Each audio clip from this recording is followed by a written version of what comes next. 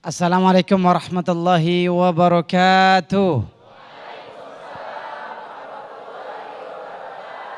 Yang jawab salam saya tahun depan berangkat haji. Yang enggak jawab salam saya berangkat haji tahun depannya lagi. Alhamdulillahi wa kafa.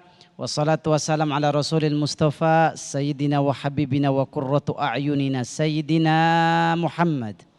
Allahumma salli wa sallim wa barik. Yang saya hormati, saya muliakan.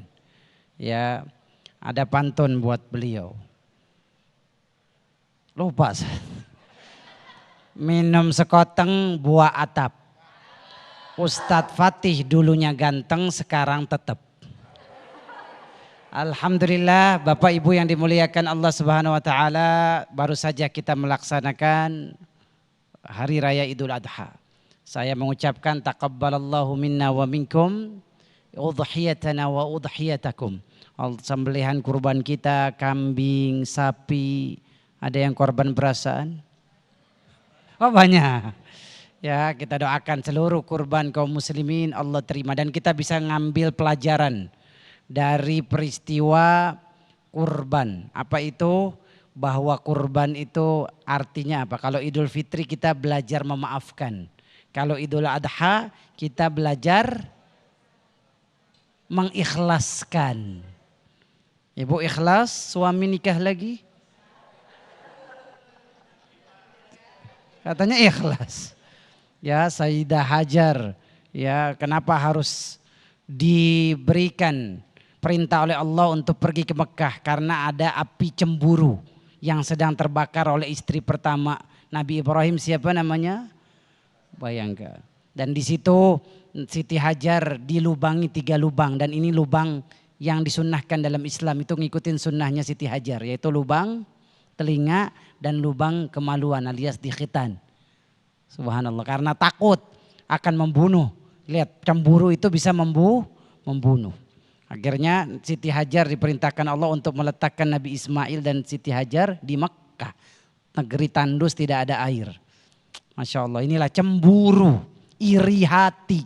Kenapa terjadi pembegalan, kezoliman?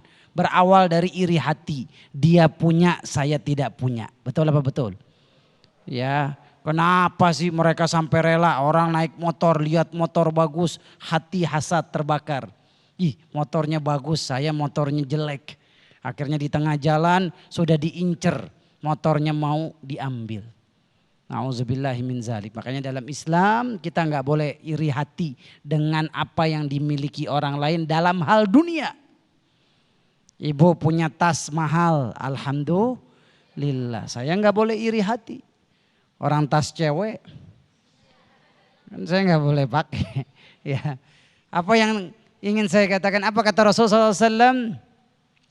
Alaikum bil hasad, fa innal hasada ya'kulul hasanat kama ya'kulun narul hataba. Jauhin iri hati. Iri hati ini bisa membakar ibadah kita seperti kayu dibakar oleh api. Nah, saya yakin, hakul yakin ini para pembegal. Ya, karena dia di PHK, uang nggak punya, pekerjaan sulit, pemerintah gagal memberikan lapangan pekerjaan yang memadai. Betul? Kan ada tuh yang janji 19 juta pekerjaan. Betul apa betul? Akhirnya terjadi masar, harga dolar naik, Bu. Kan orang desa nggak pakai dolar. Betul apa betul? Solar. Tadi sebelum saya kesini baca berita di TV One, ya para pelaut nelayan itu berhenti nelayan ngambil ikan. Kenapa harga solar begitu naik? Makanya saya sedih. Kita ngomong begal. Oh ternyata struktur dasarnya dulu dibenahi. Apa itu ekonomi? Coba kalau masyarakatnya sejahtera semuanya, ada nggak begal? Betul. Gitu. Maka oleh itu jamaah rahimahullah, begal yang lebih parah, begal yang lebih dahsyat kezalimannya apa? Begal uang rakyat. Setuju? Ini kok jadi horor begini saya? APBN diambil untuk kepentingan pribadi. Program rakyat tapi mengatasnamakan dirinya sendiri. Padahal pakai uang rakyat. Harusnya ditulis di situ, hewan kurban dari rakyat Indonesia. Setuju apa enggak? Begal yang paling zalim. Mengambil yang bukan miliknya. Mengambil yang bukan haknya. Wal'iyadzubillah, nanti pada hari kiamat apa kata Rasulullah? Atadruna manil muflis. Tahukah kalian siapa orang bangkrut? Para sahabat ketika ditanya itu apa jawabannya?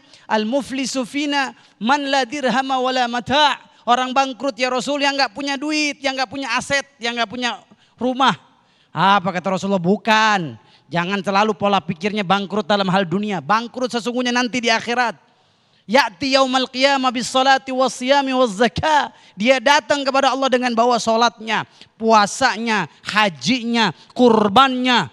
Katanya kurbannya 1098 kurban.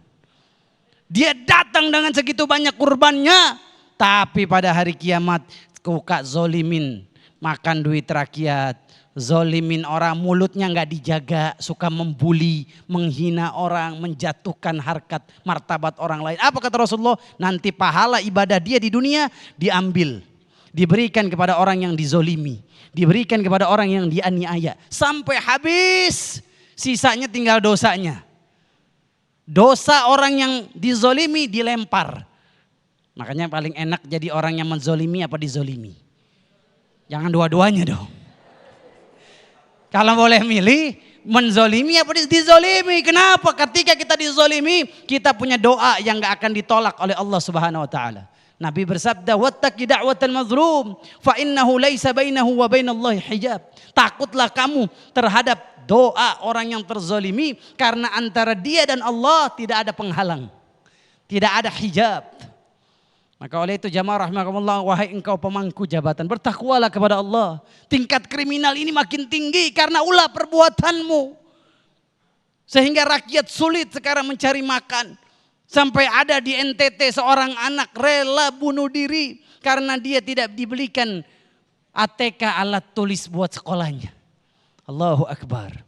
Maka oleh itu jamaah rahimakumullah, Islam datang untuk menjaga 5 hal. Yang pertama menjaga agama. Selain agama kepada kita boleh beribadah. Lakum dinukum, dilindungi, dijaga, enggak boleh mengganggu aktivitas ibadah agama lain. Kemudian Islam datang untuk menjaga akal.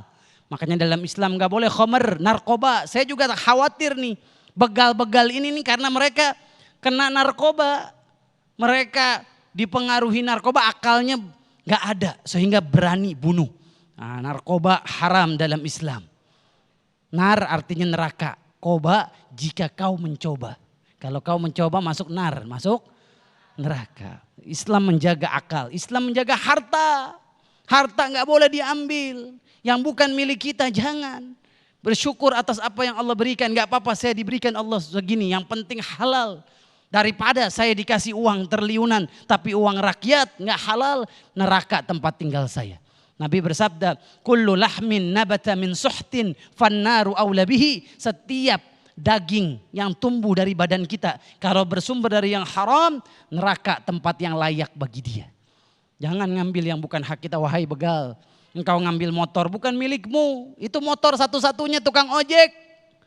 Dia hanya dengan motor ini dia bisa mengais rezeki untuk anak istrinya, engkau ambil. Na'udzubillah min dzalik. Tega hatinya, bisa jadi dipengaruhi oleh narkoba. Islam datang juga untuk menjaga al-arad, kehormatan diri.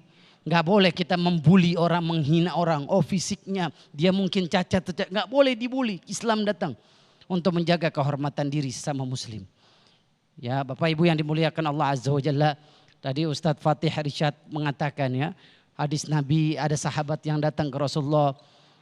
Rasulullah, kalau saya dibegal, saya diambil harta saya, motor saya, duit saya, rumah saya, apa yang saya lakukan? Kata Rasulullah, zakirhu billah, ingetin dia kepada Allah, suruh dia takut kepada Allah. Ya Rasul, udah saya ingetin tapi dia nggak takut sama Allah.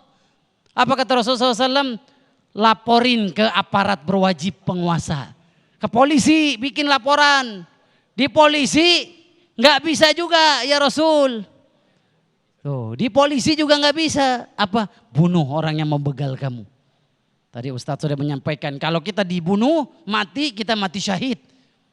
Kita mati syahid. Kalau yang membegal kita, dia masuk neraka, mati dalam keadaan masuk neraka.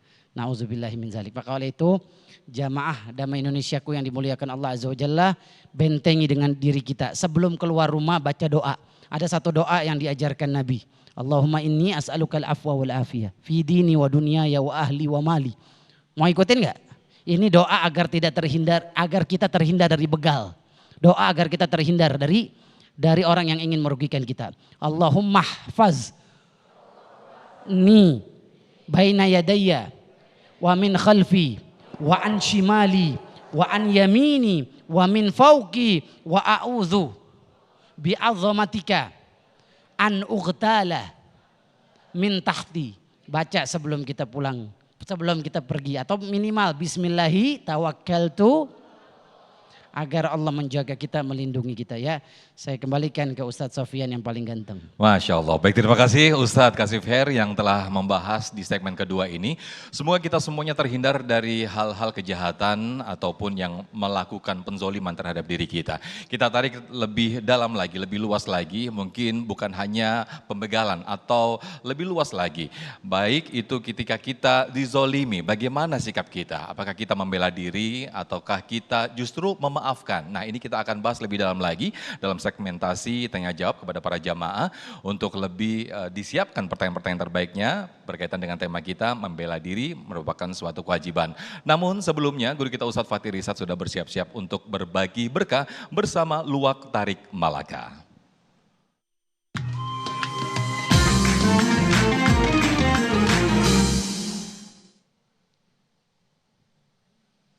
Baik jamaah ayah bunda terkasih, kali ini Al-Fakir akan berbagi berkah bersama Luwak Tarik Malaka. Jemaah yang beruntung dan bisa menjawab pertanyaan saya terkait tema kita hari ini akan mendapatkan hadiah uang 1 juta rupiah yang dipersembahkan oleh Luwak Tarik Malaka. Tapi jangan lupa dipotong pajak ya.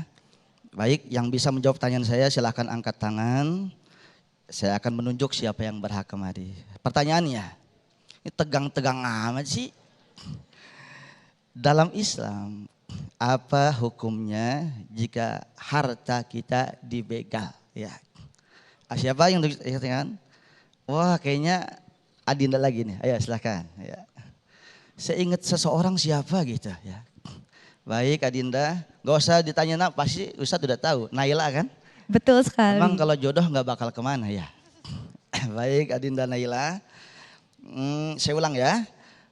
Apa hukumnya kalau jika harta kita dibegal? Apa jawabannya? Jawabannya wajib membela diri dengan melawannya Ustadz. Masya Allah, jawabannya benar. Alhamdulillah, selamat Adinda Naila mendapatkan 1 juta rupiah dipotong pajak ya. Silahkan diterima. Ya, nanti malam bobok yang nyenyak ya. Iya Ustadz. Mudah-mudahan manfaat. Baik pemirsa, jangan kemana-mana. Damai Indonesiaku akan kembali setelah yang satu ini.